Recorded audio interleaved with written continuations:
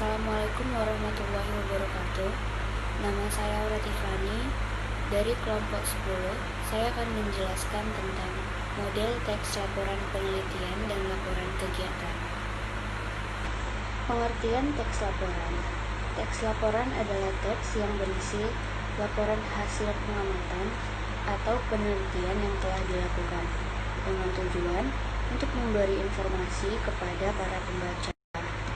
Sedangkan pengertian teks laporan penelitian merupakan tahap akhir proses penelitian, di mana peneliti menulis dan menyampaikan hasil risetnya dalam bentuk karya yang dibuat dengan jelas dan sistematika. Pengertian teks laporan kegiatan.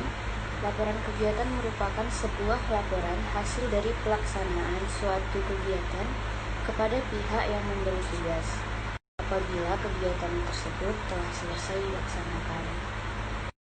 Untuk model teks laporan penelitian, ada judul, daftar isi, kata pengantar, abstrak, bab 1 pendahuluan, bab 2 tinjau kepustakaan, bab 3 metodologi penelitian, bab 4 pembahasan, bab 5 penutup, referensi dan lampiran. Nah, di dalam bab 1 terdapat latar belakang, rumusan masalah, tujuan penelitian, dan manfaat penelitian. Untuk bab 2, di dalamnya ada review literatur, teori, kerangka pemikiran, dan hipotesis. Untuk bab 3, ada metode penelitian, populasi dan sampel, dan teknik pengumpulan data. Nah, untuk bab 4, di dalamnya ada deskripsi hasil penelitian, analisis data, dan diskusi. Bagian penutup bab 5 ada kesimpulan, saran, dan rekomendasi.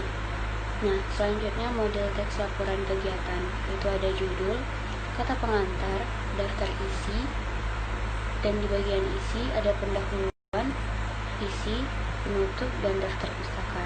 Nah, di dalam pendahuluan itu terdapat latar belakang, tujuan kegiatan, keberadaan informasi. Untuk bagian isi, ada jenis kegiatan, ruang dan waktu, susunan kepanitiaan, peserta, anggaran, hambatan dan kesulitan, hasil kegiatan, serta kesimpulan dan juga saran. Nah, ada 2 hal yang harus diperhatikan dalam format laporan. Yang pertama, laporan harus ditulis dengan bahasa yang mudah dipahami. Maksudnya, peneliti harus menimbangkan atau mempertimbangkan lagi bahasa yang digunakan dalam laporan tersebut, untuk siapa laporan tersebut dibuat. Yang kedua, laporan harus mencantumkan proses dan metode riset yang jelas. Nah, di sini maksudnya laporan penelitian itu harus bersifat transparan.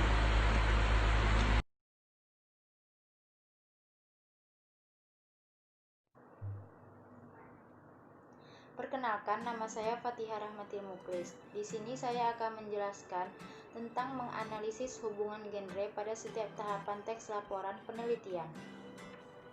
Yang pertama adalah abstrak. Abstrak menjadi bagian yang tidak terpisahkan dari laporan itu sendiri secara keseluruhan. Abstrak berfungsi secara sosial untuk menjelaskan keseluruhan isi penelitian yang meliputi: pertama, masalah yang diteliti; kedua, metodologi penelitian; ketiga, temuan yang dihasilkan dan pembahasan; keempat, simpulan, implikasi, dan saran. Yang kedua, pendahuluan. Pendahuluan merupakan tahapan yang berfungsi untuk menyatakan latar belakang penelitian yang telah dilaksanakan, permasalahan yang diteliti, tujuan penelitian, manfaat penelitian, pentingnya masalah itu diteliti, dan pendekatan atau metode atau teknik yang digunakan untuk mencapai tujuan tersebut. Tujuan penelitian adalah arah yang dituju oleh penelitian, dan manfaat penelitian adalah kegunaan yang diperoleh baik secara teoritis maupun praktis. Isi tahapan pendahuluan pada laporan penelitian dan pada proposal penelitian pada dasarnya sama, Oleh sebab itu, genre mikro yang digunakan untuk mengungkapkan tahapan pendahuluan dan tahapan penutup pun relatif sama, yaitu eksposisi dan meliputi deskripsi.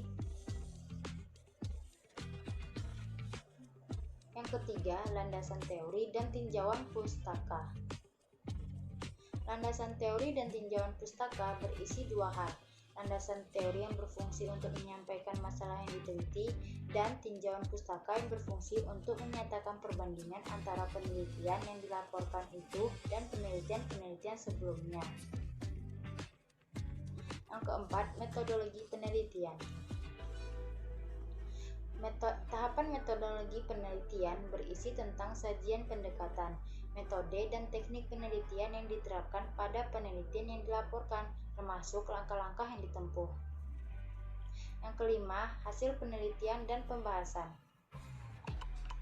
Pada laporan penelitian dan pembahasan dapat dijadikan satu bab dengan nama hasil penelitian dan pembahasan, atau dijadikan dua bab masing-masing dengan nama hasil penelitian dan pembahasan. Genre mikro yang digunakan untuk mengungkapkan tahapan hasil penelitian dan pembahasan adalah deskripsi dan diskusi. Keenam, penutup. Bab penutup merupakan tahapan terakhir dalam struktur teks laporan penelitian. Tahapan ini biasanya mengandung dua unsur, yaitu simpulan dan saran. Untuk menyampaikan simpulan dan saran, genre mikro yang digunakan adalah deskripsi atau meliputi eksposisi. Ketujuh, daftar pustaka dan lampiran. Daftar pustaka dan lampiran tidak dimasukkan ke dalam struktur teks laporan penelitian. Meskipun kedua hal itu penting, peneliti termasuk penulis hendaknya memasukkan ke dalam daftar pustaka semua sumber yang digunakan sebagai acuan dalam membuat laporan penelitian.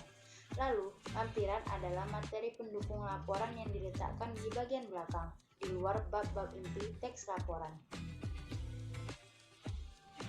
Yang kedelapan, simpulan tentang struktur teks dan hubungan genre pada laporan penelitian.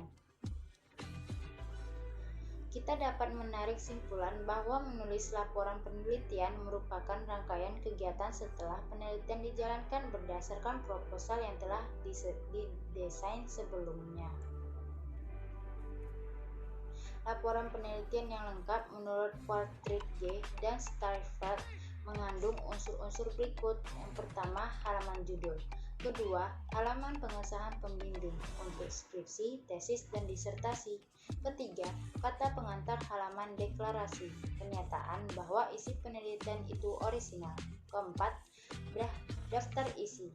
Kelima, daftar tabel dan daftar gambar. Keenam, abstrak.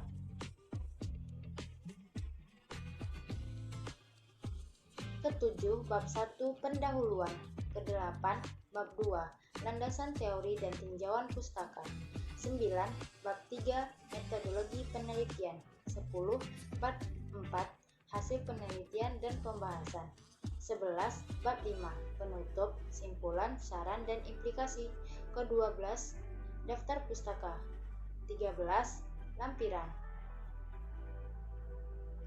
Sekian materi yang dapat saya jelaskan. Terima kasih atas perhatiannya. Wassalam.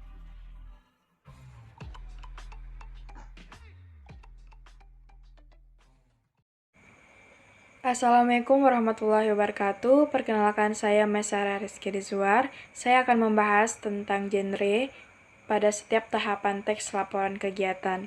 Yang pertama, itu ada ringkasan. Ringkasan laporan kegiatan mengandung unsur-unsur. Yang pertama, tujuan kegiatan. Kedua, deskripsi kegiatan. Ketiga, pelaksanaan kegiatan. Keempat, saran. Genre yang digunakan untuk mengungkapkan ringkasan adalah deskripsi, yang bertujuan memberikan ringkasan dari keseluruhan laporan kegiatan. Yang kedua, ada pendahuluan.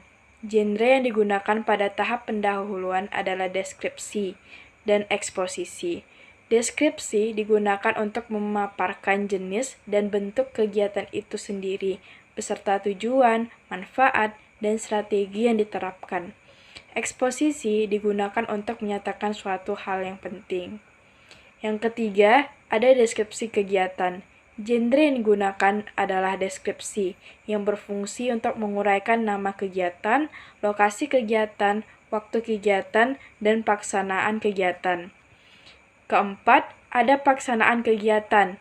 Genre yang digunakan pada tahap ini adalah deskripsi yang meliputi rekon dan prosedur, yang berfungsi untuk menguraikan kegiatan yang dilakukan, strategi yang digunakan dalam melaksanakan kegiatan, termasuk langkah-langkah yang ditempuh, mengidentifikasi kendala yang dihadapi, dan cara mengatasi kendala tersebut. Yang kelima, penutup. Genre yang digunakan untuk mengungkapkan tahapan penutup adalah deskripsi yang mengandung eksposisi, berfungsi menyatakan bahwa kegiatan yang telah dilaksanakan dapat berjalan dengan baik serta mengajukan saran-saran untuk kegiatan yang akan datang. Dan keenam, ada daftar pustaka dan lampiran. Penyajian daftar pustaka diletakkan di bagian akhir bab. Lampiran pada laporan kegiatan juga sama dengan lampiran pada laporan penelitian. Lampiran tersebut merupakan materi pendukung yang diletakkan di belakang di luar bab-bab inti teks laporan kegiatan surat pendukung seperti surat izin untuk melakukan kegiatan di lokasi, misalnya praktik kerja, pentas seni, dan lokal karya, surat tugas, atau sejenisnya. Yang kedua, bisa rincian penggunaan dana, dan yang ketiga bisa gambar atau foto.